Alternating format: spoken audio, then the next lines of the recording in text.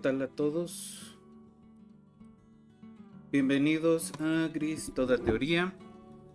Esta es una sesión del curso Álgebra Lineal, de Álgebra Lineal. Hoy vamos a continuar hablando sobre algunas de las eh, consecuencias, ¿no? de poder hacer la descomposición de una transformación en sus valores singulares. Entonces vámonos al pizarrón y vamos a continuar.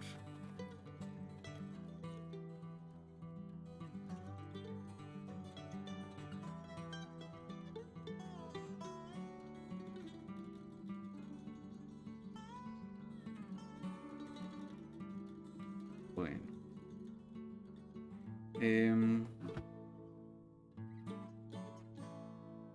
Entonces hoy vamos a hablar de entrada de lo que se llama la condición, del número de condición de una matriz. Entonces vamos a empezar. ¿Dónde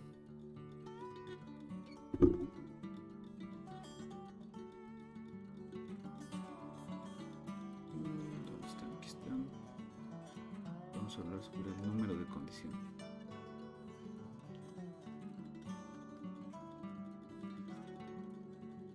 O de la condición, ¿no?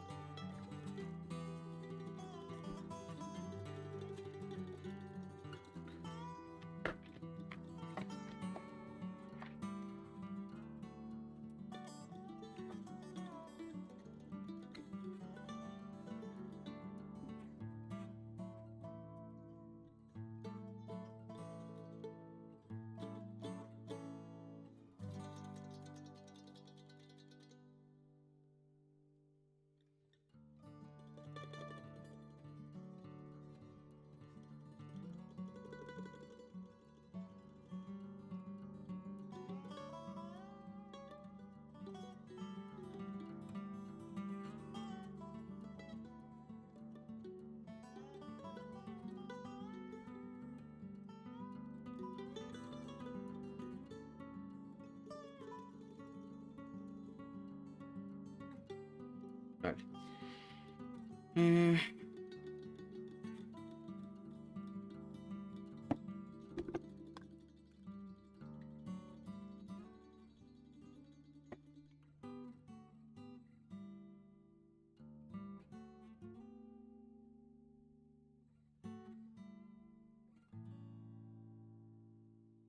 Entonces vamos a suponer que tenemos una matriz invertible, ¿no? Una transformación biyectiva.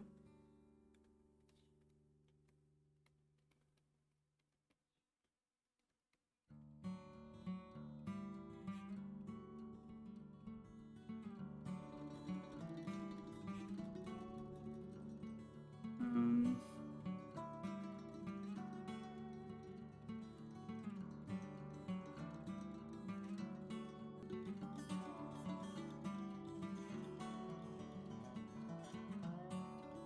ok.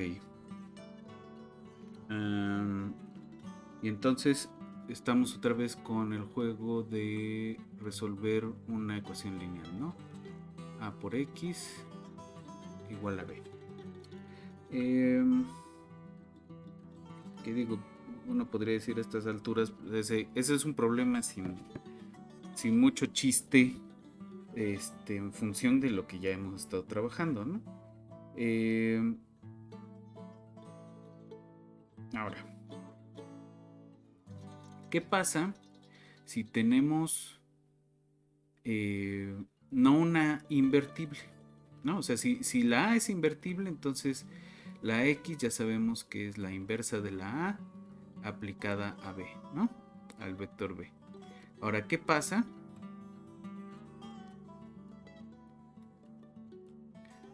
si A no es invertible, pero está cerca de una invertible?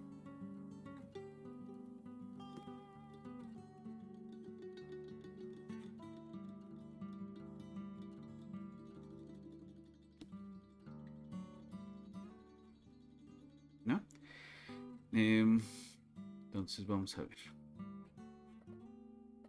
Entonces el criterio de cercanía que vamos a tomar pues va a ser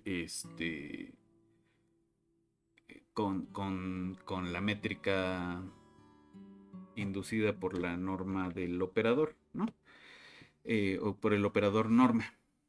Entonces vamos a considerar que hay un pequeño error, ¿no? Digamos que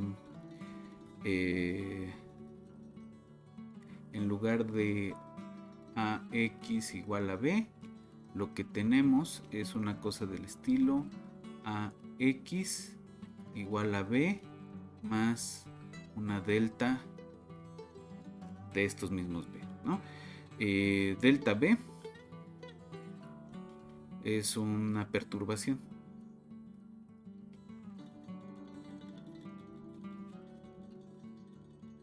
Que dependiendo del problema, quiere decir cosas distintas, pero vamos a considerarla pequeña, ¿no?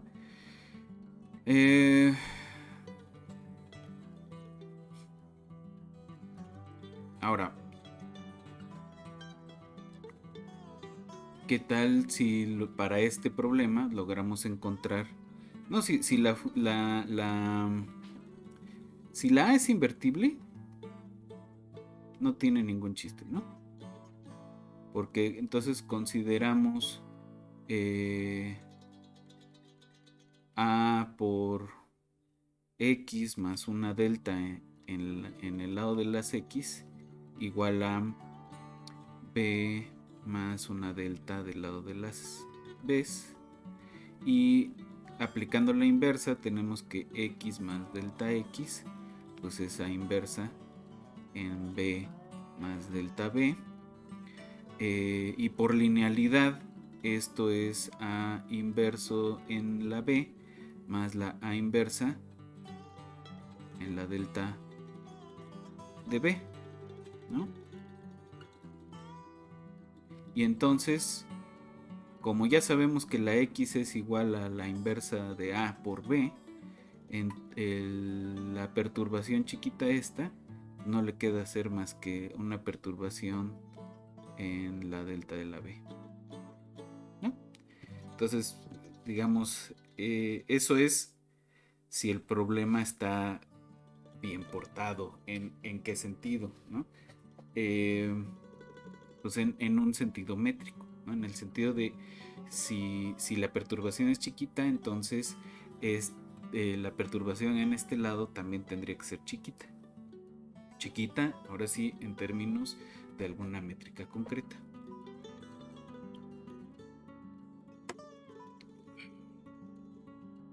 Va.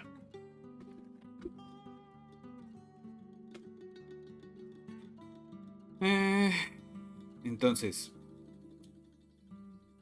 digamos, este es grosso modo lo que hacemos cuando trabajamos con aproximaciones numéricas, ¿no? No atacamos directamente el problema, sino con poquitos datos tratamos de hacer algo lo más parecido lo más parecido a una posible solución. Entonces, lo que vamos a tomar aquí es lo que se conoce como el error relativo.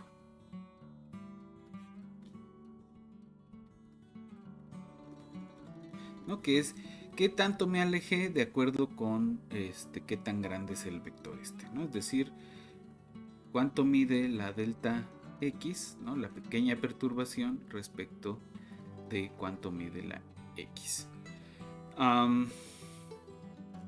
Entonces, si nos seguimos con el problema, esto de aquí es cuánto mide la A inversa en la perturbación en B, ¿no?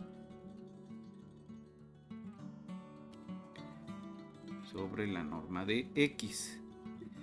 Esto de aquí podemos multiplicarlo por un 1 tramposo, ¿no? Que va a ser la norma de B sobre la norma de B, ¿no? Por A inversa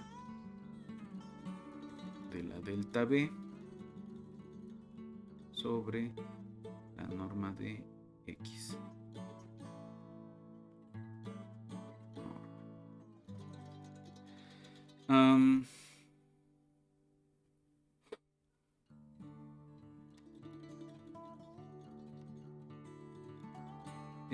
La B de este lado lo vamos a poner como A por X.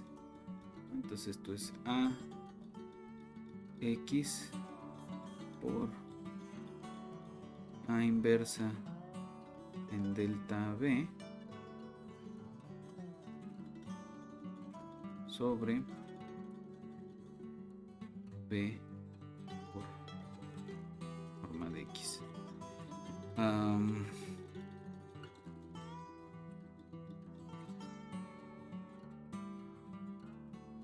Ahora, pues nos vamos a quedar con esto igual a esto. Entonces, ¿qué sabemos de A inversa en la delta B?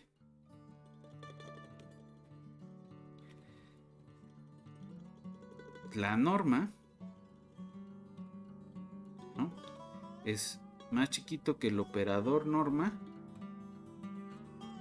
de A inversa por la norma de delta B, ¿no? Este es el operador. Y lo mismo va a pasar con AX, ¿no? Esto es más chiquito que la norma de A, ¿no?, el operador norma de A por la norma estándar de X, ¿no? De aquí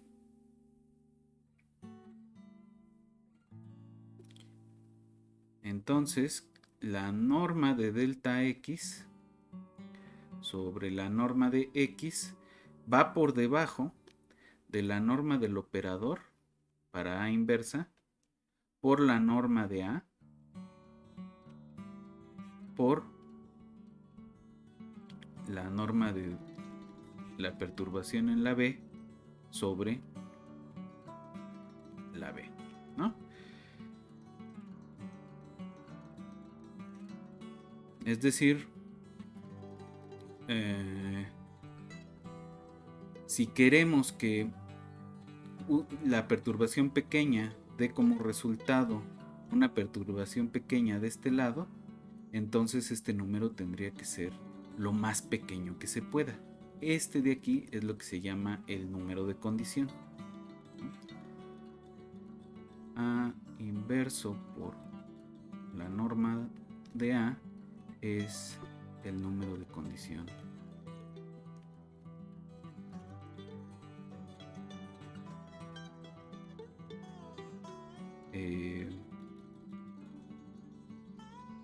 De A.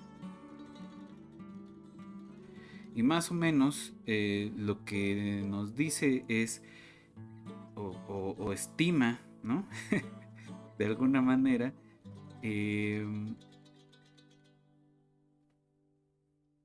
cómo es la dependencia del error relativo de este lado y de este lado, ¿no? Ahora, ¿qué tiene que ver esto con los valores singulares? Entonces vamos a considerar qué tiene que ver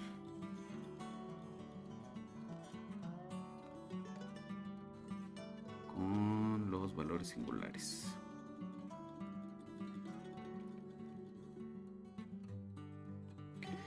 Pues vamos a ver.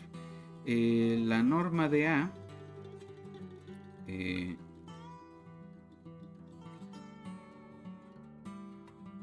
¿no? Es S1 con S1 el máximo de los valores singulares, ¿no?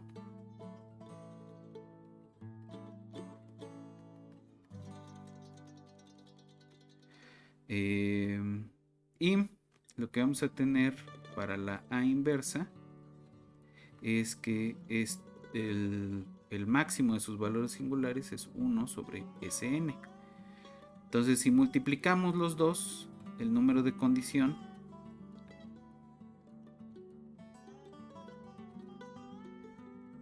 va a ser S1 sobre Sn. Entonces, si están, así como dijimos la última vez, ¿no? Tenemos los valores singulares, pero además los vamos a ordenar de forma descendiente.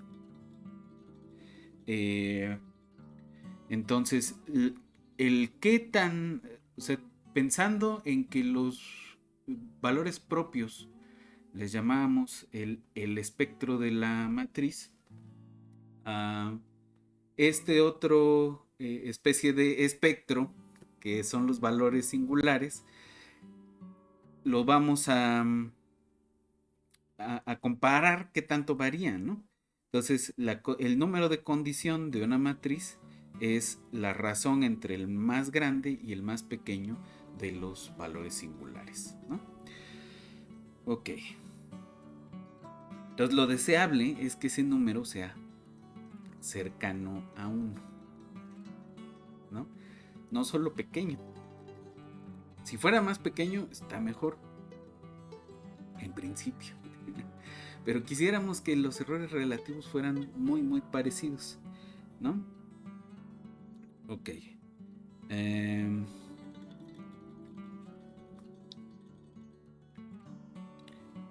Entonces,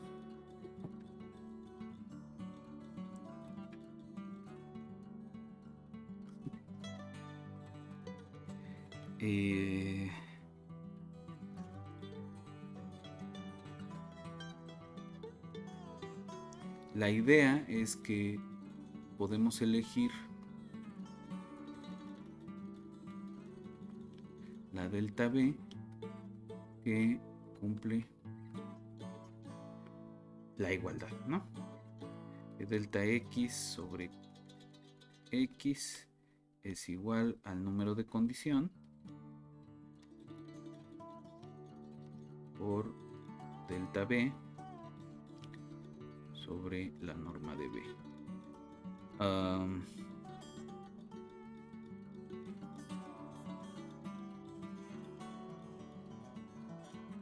Ahora,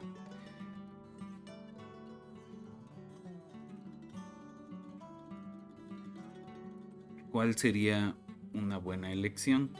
Si tomamos B igual a B1 y delta B igual a omega n, donde B1,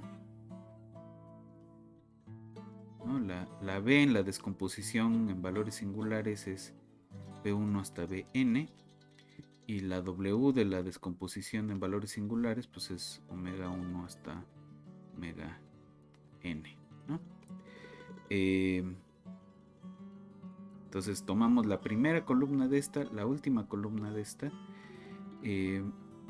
y perdón, esta no es A sino alfa, y alfa complejo o real, lo que sea, ¿no? Entonces vamos a decir que una matriz está bien condicionada si el número de condición no es muy grande, si es cercano a 1, ¿no? En caso contrario, vamos a decirle que está mal condicionado. Ok. Bueno.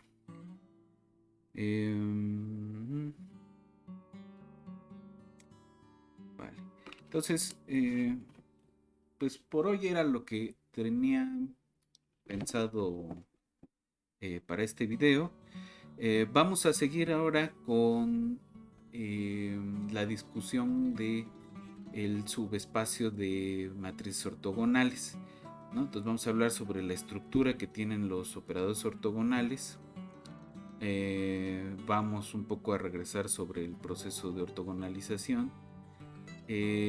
Vamos a hablar sobre orientación y matrices que respetan y no respetan orientación, y esto va a llevar hacia la discusión de formas bilineales, ¿no? Pero por hoy yo creo que le paramos aquí y nos vemos en una siguiente sesión.